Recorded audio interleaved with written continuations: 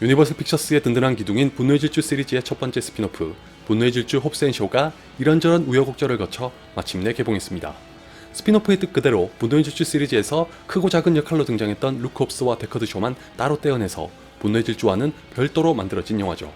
바로 이것 때문에 뒷말이 많았고 몇 달 전에 말씀드렸다시피 개인적으로도 이 시리즈의 오랜 팬이라 불만을 가질 수밖에 없었지만 그럼에도 불구하고 홉스와 쇼가 꽤 흥미로운 커플이었던 건 사실인데다가 감독이 이런 영화들을 연출한 데이빗 레이치라 솔직히 기대까진 아니더라도 안 볼 수는 없었습니다. 설상가상 예고편이 생각했던 것보다 훨씬 재밌게 나와서 눈길을 끌었던 게 결정적이었는데 실제로도 예고편하고 별반 다르지 않은 영화더군요. 한마디로 정리하면 홉스 앤 쇼는 썸네일에 쓴 제목 그대로 황당하고 멍청하지만 재밌어서 짜증납니다. 이게 무슨 뜻이냐면 왜 그런 거 있잖아요. 누가 봐도 정말 유치한 개그인데 나도 모르게 피식하고 웃는 바람에 아우 자존심 상해. 내가 저딴 거에 웃다니 라고 하는 것처럼 홉스 앤 쇼도 보는 동안에 이상하고 마음에 안 드는 게 한두 가지가 아닌데도 나름 재밌더라는 겁니다. 진짜 희한하게도 후반부로 넘어가기 전에는 시간 가는 줄 모르고 봤습니다. 이 얘긴 차차 이어가기로 하고 홉스 앤 쇼는 두 사람이 비슷한 것 같으면서도 얼마나 다른지를 일목요연하게 보여주는 초반부터 굉장히 리드미컬하게 달립니다. 큰 그림을 그리느라 두 캐릭터와 그들의 인물 관계를 설정하고 들어가기 때문에 자칫 지루해질 수 있는데도 드웨인 존슨과 제이슨 스타뎀의 연기에다가 데이빗 레이치 감독의 연출이 워낙 활발해서 집중력을 높입니다. 게다가 전혀 몰랐던 카메오가 등장해 깨알같은 유머까지 선사하는 덕분에 본격적인 이야기를 시작하기 전에 필요한 워밍업을 제대로 해줍니다. 이 말 그대로 홉스 앤 쇼는 깜짝 게스트가 카메오로 나타나서 사건을 던져준 이후부터 본론에 들어가는데 바로 그 초반부가 시사하는 바는 의외로 아주 큽니다. 왜냐하면 홉스 앤 쇼는 스피노프로서 분노의 질주와는 많이 다르다는 걸 명확하게 밝히려는 제스처 같기 때문입니다. 아시다시피 분노의 질주는 시종일관 아주 진지한 영화입니다. 비록 작은 유머를 간간히 볼 수 있긴 하지만 기본적으로는 진지 그 자체입니다. 지금의 분노의 질주를 있게 한 주역인 빈 디젤과 폴 워커의 캐릭터들만 봐도 이 영화가 얼마나 진지한지 알 수 있죠. 그런 분노의 질주에 신선한 바람을 불어넣었던 게 홉스와 쇼입니다. 8편에서 두 사람이 살벌하면서도 유머러스하게 티격태격하는 관계를 통해 가능성을 보여줬고 아니나 다를까 적지 않은 관객들로부터 좋은 반응을 얻으면서 스피노프가 제작되기에 이르렀으니 만약 여러분이 이 영화의 제작자라면 어떻게 하실까요? 당연히 거기에 집중해야 합니다. 바꿔 말하면 기존의 도미닉과 브라이언이 보여줬던 호흡과는 다르게 홉스와 쇼는 끊임없이 서로를 못 잡아먹어 안달하면서도 팀을 잃을 수밖에 없는 상황에 놓이게 되고 더 나아가 사건을 해결하는 과정에는 두 사람의 특이한 관계를 중심에 두면 자연스레 불협화음과 유머가 따라옵니다.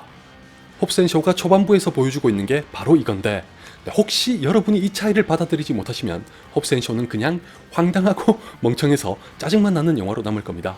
다시 한번 강조하지만 분노의 질주와는 크게 다른 영화입니다. 코미디의 요소가 대대적으로 더해진 것도 그렇고 자동차로 보여주는 액션의 비중도 한결 적어졌습니다. 무엇보다도 분노의 질주와 연기하는 거라곤 두 캐릭터의 관계를 제외하면 전혀 없다시피 합니다. 이 바람에 불만을 가진다면 충분히 이해는 되지만 전 이게 스피노프의 모범이자 미덕이라고 생각합니다. 이를테면 마블 시네마틱 유니버스의 중심에 어벤져스가 있지만 그 어벤져스의 멤버들을 다룬 단독 영화는 저마다의 개성을 추구하는 것처럼 홉스 앤 쇼도 분노의 질주와는 확실하게 선을 그으면서 다른 색깔을 보여주는 게 관객의 폭을 넓히려는 측면에서도 좋은 전략입니다. 반대로 홉스 앤 쇼의 초반부를 즐길 수 있으신 분들이라면 제가 그랬던 것처럼 황당무계에 가까운 액션과 유치한 유머마저 재밌게 보시지 않을까 합니다. 분노의 질주부터가 속편을 거듭하면서 현실 감각을 완전히 무시한 액션을 남발하는 경향이 있었지만 홉스 앤 쇼는 한술 더 뜹니다. 솔직하게 말씀드리면 이 영화는 물리적으로 성립될 수 있는 액션이 단 하나라도 있긴 있나 하는 의문이 절로 들 정도로 막 나갑니다. 예를 들어 이런 장면은 애교고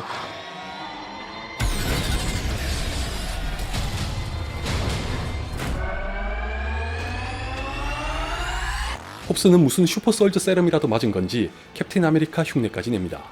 저런 장면을 보면서 에이 아무리 영화라도 너무하잖아 라며 거부감을 드러내도 이상할 게 없고 저도 그랬었지만 딱히 감상에 지장을 받지 않을 수 있었던 건 아무래도 유머의 덕이 크다고 생각합니다.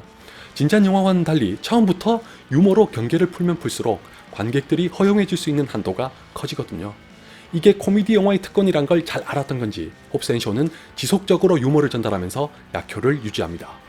아울러 데이빗 레이치 감독의 공도 크다는 걸 무시할 수 없는데 비록 다른 영화들에서 보여줬던 것처럼 절도 있는 액션은 아니지만 스케일을 한창 키운 와중에 때때로 유머와 슬로우 모션을 적절하게 살려가면서 다양한 볼거리를 아낌없이 선사합니다. 특히 데드풀을 연출했던 경험에서 온 건지 사실상 슈퍼히어로 영화의 악당에 가까운 브릭스턴의 존재를 적극적으로 활용하면서 좋게 말하면 상식을 초월한 액션을 수시로 보여주며 눈길을 사로잡는 데 성공합니다. 근데 다른 걸 다 떠나서 그렇게 황당한 액션과 멍청한 이야기에도 불구하고 재밌게 볼 수 있었던 가장 큰 이유는 처음에 말씀드렸던 그대로 예고편을 보면서 기대하고 바랐던 영화와 똑같았기 때문입니다.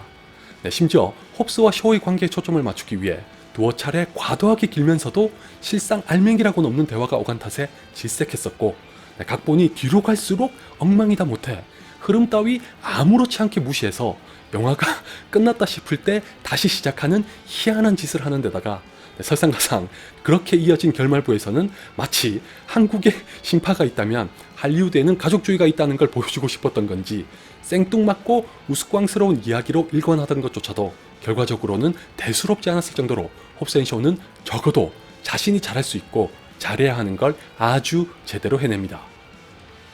그렇다고 해도 개인적으로 이거 하나만은 불만 내지는 아쉬움으로 토로하고 싶은 게 있는데, 이드리스 엘바와 바네사 커비가 연기한 캐릭터들의 역할이 좀 더 컸으면 어땠을까 하는 것도 있지만, 역시나 분노의 질주 시리즈의 팬들이라면 이 영화가 쇼를 다루는 걸 보면서 좀 불편할 것 같네요. 은근슬쩍 흘리는 정도 외에는 한을 죽인 것에 대해 마땅한 언급이 없어서 영화를 한창 재밌게 보다가도 수시로 떠올라 굉장히 거슬리더라고요. 적어도 이 부분은 차차 해소할 게 아니라 미리 한번 짚고 넘어가야 팬들을 보섭할 수 있을 텐데 앞으로 대체 어쩌려는 건지 궁금합니다. 이것만 제외하면 잠시 이성을 꺼두고 화끈한 영화를 보길 원하시는 분들에게 제격인 영화일 겁니다.